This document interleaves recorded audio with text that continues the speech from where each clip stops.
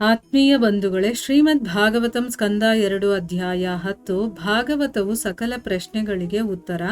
ಇದರಿಂದ ಇವತ್ತು 36ನೇ ಶ್ಲೋಕವನ್ನು ನಾವು ತಿಳ್ಕೊಳ್ಳೋಣ. ಶ್ಲೋಕ 36. ಸವಾಚ್ಯ ವಾಚಕತೆಯ ಭಗವಾನ್ ಬ್ರಹ್ಮರೂಪದೃಕ್ ನಾಮರೂಪ ಕ್ರಿಯಾಧತ್ತೆ ಸಕರ್ಮ ಕರ್ಮಕಃ ಪರಃ. ಅನುವಾದ: ದೇವೋತ್ತಮ ಪುರುಷನಾದ ಅವನು ತನ್ನ ದಿವ್ಯ ನಾಮ, ಗುಣ, ಲೀಲೆ, ಪರಿವಾರ ಮತ್ತು ದಿವ್ಯ ವೈವಿಧ್ಯಗಳಿಗೆ ಒಳಪಟ್ಟು ಸ್ವಯಂ ದಿವ್ಯ ರೂಪದಲ್ಲಿ ವ್ಯಕ್ತನಾಗುತ್ತಾನೆ. ಅಂತಹ ಚಟುವಟಿಕೆಗಳಿಂದ ಆಬಾಧಿತನಾಗಿದ್ದರೂ ಅವನು ಅವುಗಳಲ್ಲಿ ನಿರತನಾದಂತೆ ತೋರುತ್ತಾನೆ. ಇದು ಶ್ಲೋಕ ಮತ್ತು ಅದರ ಅನುವಾದ. ಈಗ ಭಾವಾರ್ಥದ ಮೂಲಕ ನಾವು ಇದರ ಅರ್ಥವನ್ನು ತಿಳ್ಕೊಳ್ಳೋದಕ್ಕೆ ಪ್ರಯತ್ನ ಮಾಡೋಣ. ಹೋದ ಭಾಗದಲ್ಲಿ ಏನು ಹೇಳಿದ್ರು, ಮುನಿಗಳು ಹೇಳ್ತಾರೆ, ಇವಾಗ ನಾನು ಇಷ್ಟೊತ್ತು ಏನು ವರ್ಣನೆ ಮಾಡಿದ್ನೋ ಅದೆಲ್ಲ ಭಗವಂತನ ರೂಪಗಳೇ. ಆದರೆ ಭಗವಂತನನ್ನು ಯಾರು ಚೆನ್ನಾಗಿ ಅರ್ಥ ಮಾಡ್ಕೊಂಡಿರ್ತಾರೋ, ಭಗವಂತನ ಭಕ್ತರು, ಅವರು ಅದನ್ನು ಒಪ್ಕೊಳ್ಳೋದಿಲ್ಲ ಅಂತ ನಾವು ತಿಳ್ಕೊಂಡ್ವಿ. ಈಗ ಮುಂದುವರೆದು ಹೇಳ್ತಾರೆ, ದೇವೋತ್ತಮ ಪುರುಷನಾದ ಅವನು ತನ್ನ ದಿವ್ಯ ನಾಮ, ಗುಣ, ಲೀಲೆ, ಪರಿವಾರ ಮತ್ತು ಬೇರೆ ಬೇರೆ ವೈವಿಧ್ಯಗಳಿಗೆ ಒಳಪಟ್ಟು ಸ್ವಯಂ ದಿವ್ಯ ರೂಪದಲ್ಲಿ ವ್ಯಕ್ತನಾಗ್ತಾನೆ. ಅವನು ತಗೊಳ್ಳುವಂಥ ಒಂದು ರೂಪ ಇದೆಯಲ್ವ, ಅದು ಸಾಮಾನ್ಯ ಅಲ್ಲ, ಅದು ದಿವ್ಯವಾದಂಥದ್ದು.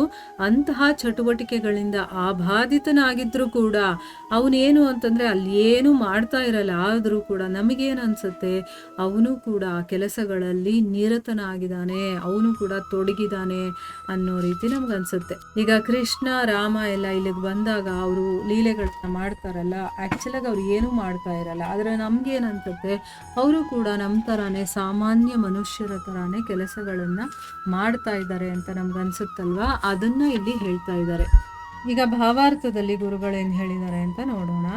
ಭೌತಿಕ ಸೃಷ್ಟಿಯ ಅಗತ್ಯವಿದ್ದಾಗಲೆಲ್ಲ ದಿವ್ಯ ದೇವೋತ್ತಮ ಪರಮಪುರುಷನು ಸೃಷ್ಟಿ, ಸ್ಥಿತಿ ಮತ್ತು ಲಯಕ್ಕೋಸ್ಕರ ಭೌತಿಕ ಪ್ರಪಂಚದಲ್ಲಿ ರೂಪಗಳನ್ನು ಅಂಗೀಕರಿಸುತ್ತಾನೆ. ವ್ಯಕ್ತಿಯು ನೈಜತೆಯಲ್ಲಿ ಅವನ ಚಟುವಟಿಕೆಗಳನ್ನು ತಿಳಿದುಕೊಳ್ಳುವಷ್ಟು ಬುದ್ಧಿವಂತನಾಗಿರಬೇಕು ಮತ್ತು ಈ ಭೌತಿಕ ಜಗತ್ತಿನಲ್ಲಿ ಭೌತಿಕ ಪ್ರಕೃತಿಯು ಸೃಷ್ಟಿಸಿದ ರೂಪವನ್ನು ಅಂಗೀಕರಿಸಿ ಅವನು ಅವತರಿಸುತ್ತಾನೆಂದು ತೀರ್ಮಾನಿಸುವ ಪಕ್ಷಪಾತಿಯಾಗಬಾರದು. ಅಂದರೆ ಭೌತಿಕ ಸೃಷ್ಟಿಯ ಅಗತ್ಯ ಯಾವಾಗ ಬೀಳುತ್ತೋ ಅವಾಗೆಲ್ಲ ಭಗವಂತ ಈ ಸೃಷ್ಟಿ, ಸ್ಥಿತಿ, ಲಯ ಮಾಡೋದಕ್ಕೋಸ್ಕರ ಭೌತಿಕ ಪ್ರಪಂಚದಲ್ಲಿ ಬೇರೆ ಬೇರೆ ರೂಪಗಳನ್ನು ಅವನು ತಗೊಳ್ತಾನೆ. ಆದರೆ ಅದು ನೋಡೋದಕ್ಕೆ ಹೇಗಿರುತ್ತೆ ಅಂತಂದರೆ ನಮ್ಗೆ ಅರ್ಥ ಆಗೋದಿಲ್ಲ. ನಾವು ಸಾಮಾನ್ಯ ಮನುಷ್ಯರ ಥರ ಯೋಚನೆ ಮಾಡ್ತೀವಿ, ಆದರೆ ನಿಜವಾಗ್ಲೂ ನಾವು ಅದನ್ನು ಅರ್ಥ ಮಾಡ್ಕೋಬೇಕು ಅಂತಂದರೆ ನಾವು ಬುದ್ಧಿವಂತರಾಗಿರಬೇಕು. ಅಂದರೆ ಅಷ್ಟು ಯೋಗ್ಯತೆಯನ್ನು ಪಡ್ಕೊಂಡಿರಬೇಕು. ಮತ್ತು ಈ ಒಂದು ಭೌತಿಕ ಜಗತ್ತಿನಲ್ಲಿ ಈ ಭೌತಿಕ ಪ್ರಕೃತಿ ಸೃಷ್ಟಿ ಮಾಡಿದಂತಹ ರೂಪವನ್ನು ಅವನು ಅಂಗೀಕಾರ ಮಾಡ್ತಾನೆ. ಅಂದರೆ ಅದು ಅವನ ಇಚ್ಛೆಯಿಂದ ಅವನೇ ಆ ರೂಪವನ್ನು ತಗೊಂಡು ಬರ್ತಾನೆ ಹೊರತು, ಈಗ ನಮಗೆ ಹೇಗೆ ಈ ಭೌತಿಕ ಪ್ರಕೃತಿ ಈ ರೂಪವನ್ನು ಕೊಡುತ್ತೋ ಆ ರೀತಿ ಭಗವಂತನಿಗೆ ಭೌತಿಕ ಪ್ರಕೃತಿ ಕೊಡೋದಲ್ಲ, ಅದು ಅವನಾಗಿ ತಗೊಂಡು ಬರುವಂಥದ್ದು. ಅಂದರೆ ಏನು, ಅವನು ಭೌತಿಕ ಪ್ರಕೃತಿ ಸೃಷ್ಟಿ ಮಾಡಿದಂತಹ ರೂಪವನ್ನು ಅಂಗೀಕಾರ ಮಾಡಿ ಅವನು ಅವತಾರ ಮಾಡ್ತಾನೆ ಅಂತ ನಾವು ತಿಳ್ಕೋಬಾರ್ದು. ಇಷ್ಟು ತಿಳುವಳಿಕೆನಾದರೂ ನಮಗಿರಬೇಕು ಅಂತ ಹೇಳ್ತಾ ಇದ್ದಾರೆ. ಭೌತಿಕ ಪ್ರಕೃತಿಯಿಂದ ಅಂಗೀಕೃತವಾದ ಯಾವುದೇ ರೂಪವು ಭೌತಿಕ ಜಗತ್ತಿನಲ್ಲಿ ನಡೆಯುವ ಪ್ರತಿಯೊಂದರ ಬಗ್ಗೆಯೂ ಅದರ ಒಲವು ಹೊಂದಿರುತ್ತದೆ.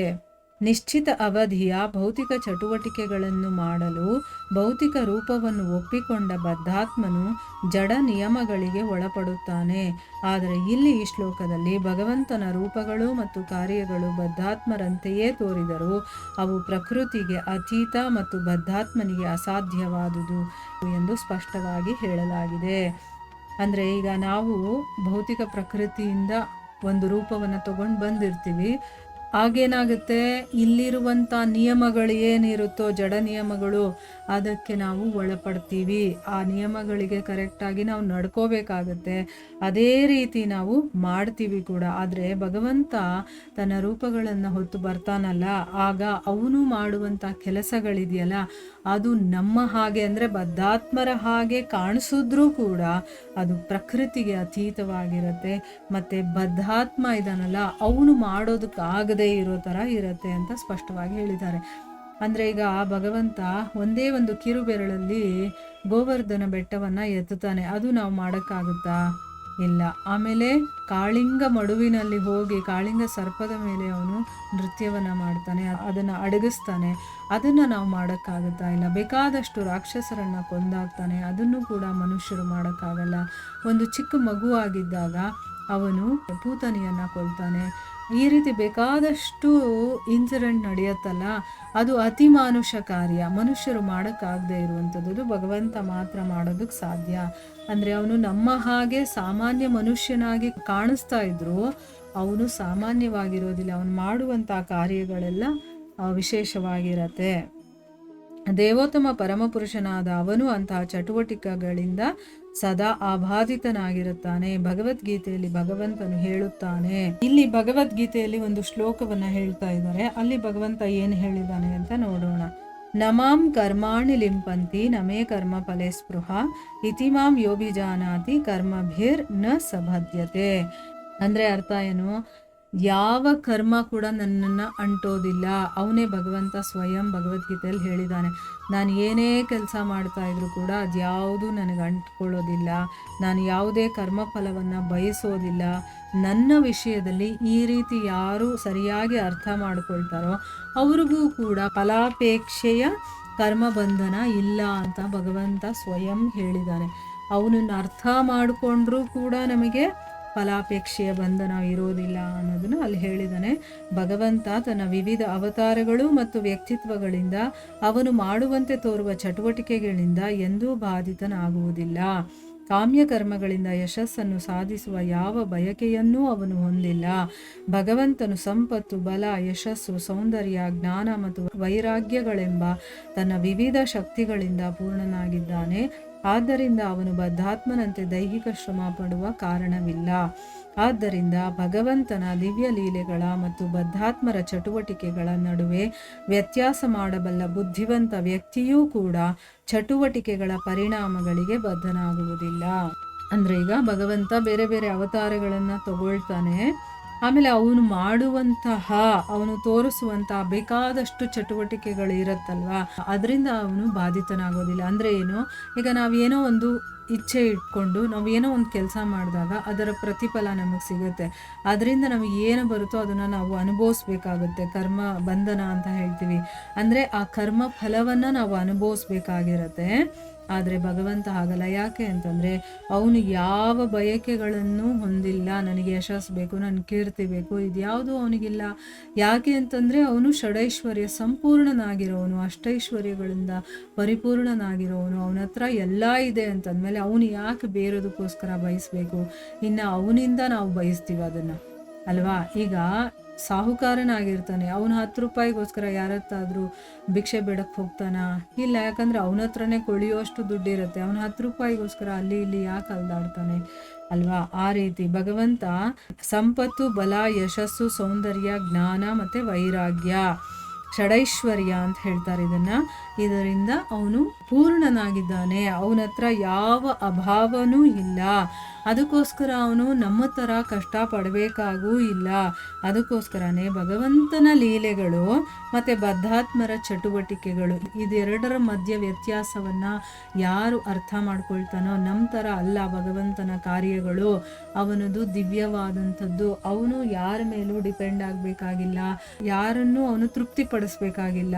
ಅವನಿಗೆ ಯಾವುದೇ ಬಯಕೆಗಳಿಲ್ಲ. ಯಾಕಂದರೆ ಆಲ್ರೆಡಿ ಅವನ ಒಳಗಡೆನೆ ಎಲ್ಲಾನು ಇದೆ ಅಂತ ಯಾರು ತಿಳ್ಕೊಳ್ತಾನೋ, ಯಾರು ಅರ್ಥ ಮಾಡ್ಕೊಳ್ತಾನೋ ಅವನೂ ಕೂಡ ಯಾವುದೇ ರೀತಿಯ ಚಟುವಟಿಕೆಗಳ ಪರಿಣಾಮಗಳಿಗೆ ಅವನು ಬದ್ಧನಾಗೋದಿಲ್ಲ ಅಂತ ಹೇಳ್ತಾ ಇದ್ದಾರೆ. ಭಗವಂತನು ವಿಷ್ಣು, ಬ್ರಹ್ಮ ಮತ್ತು ಶಿವನ ಹಾಗೆ 3 ಪ್ರಕೃತಿ ಗುಣಗಳನ್ನು ನಿರ್ವಹಿಸುತ್ತಾನೆ. ವಿಷ್ಣುವಿನಿಂದ ಬ್ರಹ್ಮನು ಜನಿಸಿದನು ಮತ್ತು ಬ್ರಹ್ಮನಿಂದ ಶಿವನು ಜನಿಸಿದನು. ಕೆಲವು ಸಲ ಬ್ರಹ್ಮನು ವಿಷ್ಣುವಿನ ಒಂದು ವಿಭಜಿತ ಭಾಗವಾಗುತ್ತಾನೆ ಮತ್ತು ಕೆಲವು ಸಲ ಸ್ವಯಂ ವಿಷ್ಣುವೇ ಬ್ರಹ್ಮನ ಸ್ಥಾನವನ್ನು ತೆಗೆದುಕೊಳ್ಳುತ್ತಾನೆ. ಹೀಗೆ ಬ್ರಹ್ಮನು ಬ್ರಹ್ಮಾಂಡದಲ್ಲೆಲ್ಲ ವಿವಿಧ ಜೀವರಾಶಿಗಳನ್ನು ಸೃಷ್ಟಿಸುತ್ತಾನೆ. ಎಂದರೆ ಭಗವಂತನು ಪೂರ್ಣ ಅಭಿವ್ಯಕ್ತಿಯನ್ನು ಸ್ವಯಂ ತಾನು ಅಥವಾ ತನ್ನ ಅಧಿಕೃತ ಬದಲಿ ನಿಯೋಗಿಗಳ ಮೂಲಕ ಸೃಷ್ಟಿಸುತ್ತಾನೆ. ಅಂದರೆ ಭಗವಂತ ಸ್ವಯಂ ತನ್ನನ್ನು ತಾನು ವಿಷ್ಣು, ಬ್ರಹ್ಮ, ಶಿವನ ಹಾಗೆ 3 ಪ್ರಕೃತಿ ಗುಣಗಳನ್ನು ನಿರ್ವಹಣೆ ಮಾಡ್ತಾನೆ. ಅಂದರೆ 3 ಗುಣಗಳಿಗೆ ಒಬ್ಬೊಬ್ಬರು ದೇವತೆಗಳಿದಾರಲ್ಲ, ಆ ಒಂದು ಕೆಲಸವನ್ನು, ಆ ರೂಪವನ್ನು ತಗೊಂಡು ಭಗವಂತನೇ ಆ ಕೆಲಸವನ್ನು ಕೂಡ ಮಾಡ್ತಾನೆ. ವಿಷ್ಣುವಿನಿಂದ ಬ್ರಹ್ಮ ಜನಿಸ್ತಾನೆ, ಬ್ರಹ್ಮನಿಂದ ಶಿವ ಜನಿಸ್ತಾನೆ. ಕೆಲವು ಸಲ ಏನು ಮಾಡ್ತಾನೆ, ಬ್ರಹ್ಮ ವಿಷ್ಣುವಿನ ಒಂದು ವಿಭಜಿತ ಭಾಗ ಆಗ್ತಾನೆ. ಕೆಲವು ಸಲ ಏನು ಮಾಡ್ತಾನೆ, ಸ್ವಯಂ ವಿಷ್ಣುನೇ ಆ ಕೆಲಸವನ್ನು ಮಾಡ್ತಾನೆ, ಬ್ರಹ್ಮನ ಸ್ಥಾನವನ್ನು ತಗೊಳ್ತಾನೆ. ಈಗ ಪ್ರೆಸಿಡೆಂಟ್ ಇರ್ತಾನೆ, ಅವನು ಪ್ರೈಮ್ ಮಿನಿಸ್ಟರ್ನ ನಿಯೋಜನೆ ಮಾಡಿರ್ತಾನೆ, ಪ್ರೈಮ್ ಮಿನಿಸ್ಟ್ರು ಆ ಕೆಲಸವನ್ನು ಮಾಡ್ತಾ ಇರ್ತಾನೆ. ಅವನು ಇಲ್ಲದೆ ಇದ್ದಾಗ ಕೆಲವೊಂದು ಸಮಯದಲ್ಲಿ ಪ್ರೆಸಿಡೆಂಟೇ ಪ್ರೈಮ್ ಮಿನಿಸ್ಟ್ರ್ ಕೆಲಸ ಕೂಡ ಮಾಡಬೇಕಾಗುತ್ತಲ್ವ. ಆ ರೀತಿ ಇದು ಅರ್ಥ ಮಾಡ್ಕೋಬೇಕು ನಾವು. ಕೆಲವೊಂದ್ಸಲಿ ತನ್ನನ್ನು ತಾನು ವಿಭಜನೆ ಮಾಡ್ಕೊಂಡು ಬ್ರಹ್ಮನಾಗಿ ಸೃಷ್ಟಿ ಮಾಡಿ ಆ ಕೆಲಸವನ್ನು ಮಾಡಿಸ್ತಾನೆ. ಕೆಲವೊಂದು ಸರಿ ತಾನೇ ಆ ಸ್ಥಾನದಲ್ಲಿ ಕೂತ್ಕೊಂಡು ಆ ಕೆಲಸವನ್ನು ಮಾಡ್ತಾನೆ. ಹೀಗೆ ಬ್ರಹ್ಮಾಂಡದಲ್ಲೆಲ್ಲ ಬೇರೆ ಬೇರೆ ಜೀವರಾಶಿಗಳನ್ನು ಸೃಷ್ಟಿ ಮಾಡ್ತಾನೆ. ಅಂದರೆ ಭಗವಂತ ಪೂರ್ಣ ಅಭಿವ್ಯಕ್ತಿಯನ್ನು ಸ್ವಯಂ ತಾನೇ ಮಾಡ್ತಾನೆ. ಅಂದರೆ ತಾನು ಸೃಷ್ಟಿ ಮಾಡಿದಂತಹ ಪ್ರಪಂಚದಲ್ಲಿ ತಾನೇ ಕೆಲಸಗಳನ್ನು ಮಾಡ್ತಾನೆ, ಅಥವಾ ತನ್ನ ಅಧಿಕೃತರು ಅಂದರೆ ತಾನೇ ಅಪಾಯಿಂಟ್ ಮಾಡಿರುವಂಥ ಕೆಲವರು ಇರ್ತಾರಲ್ಲ, ಅವರನ್ನು ಇಟ್ಟು ಆ ಕೆಲಸವನ್ನು ಮಾಡ್ತಾನೆ, ಸೃಷ್ಟಿ ಕಾರ್ಯವನ್ನು ಮಾಡ್ತಾನೆ. ಅಂದರೆ 2 ಆಪ್ಷನ್ ಇದೆ. ನಾನೇ ಮಾಡಬೇಕು ಅಂತ ಅವನಿಗೆ ಇಷ್ಟ ಆಯಿತಾ, ಅವನೇ ಬಂದು ಆ ಕೆಲಸವನ್ನು ಮಾಡ್ತಾನೆ. ಇಲ್ಲ, ನಾನು ಮಾಡೋಕ್ಕಾಗಲ್ಲ, ನಾನು ಬೇರೆಯವ್ರನ್ನ ಇಟ್ಟು ಆ ಕೆಲಸವನ್ನು ಮಾಡಿಸ್ಬೇಕು ಅಂತ ಅಂದ್ಕೊಂಡಾಗ ಅದೇ ರೀತಿ ಬೇರೆಯವರನ್ನ ಇಟ್ಟು ಆ ಕೆಲಸವನ್ನು ಮಾಡಿಸ್ತಾನೆ ಅನ್ನೋದು ಇದರ ಅರ್ಥ. ಈಗ ಹೇಗೆ ಭಗವಂತ ನಮ್ಮಿಂದ ಬೇರೆ, ಅವನು ನಮ್ಮ ಹಾಗಲ್ಲ ಅನ್ನೋದನ್ನ ನಾವು ತಿಳ್ಕೊಂಡ್ವಲ್ವ. ಈಗ ನಮಗೆ ನೋಡೋದಕ್ಕೆ ಹಂಗೆ ಅನ್ಸತ್ತೆ, ನಮ್ಮ ಥರ ಸಾಮಾನ್ಯ ಮನುಷ್ಯರ ಥರನೇ ಅವನು ಮಲಗ್ತಾನೆ, ಎದೊಳ್ತಾನೆ, ತಿಂತಾನೆ, ಫ್ರೆಂಡ್ಸ್ ಜೊತೆ ಆಟ ಆಡ್ತಾನೆ, ಪ್ರೀತಿ ಮಾಡ್ತಾನೆ, ತಾಯಿನ ಪ್ರೀತಿಸ್ತಾನೆ, ತಂದೆನ ಪ್ರೀತಿಸ್ತಾನೆ, ಎಲ್ಲ ನೋಡೋದಕ್ಕೆ ಸಾಮಾನ್ಯವಾಗಿ ಕಾಣಿಸುತ್ತೆ. ಅದು ಸಾಮಾನ್ಯ ಅಲ್ಲ, ಅವನು ಅಸಾಮಾನ್ಯ ಶಕ್ತಿಯನ್ನು ಹೊಂದಿದ್ದೇ ಆ ರೀತಿ ಮಾಡ್ತಾನೆ ಅನ್ನೋದು ಇದರ ಅರ್ಥ. ಇಲ್ಲಿಗೆ ನಾವು ನಿಲ್ಲಿಸೋಣ. ಹರೇ ಕೃಷ್ಣ.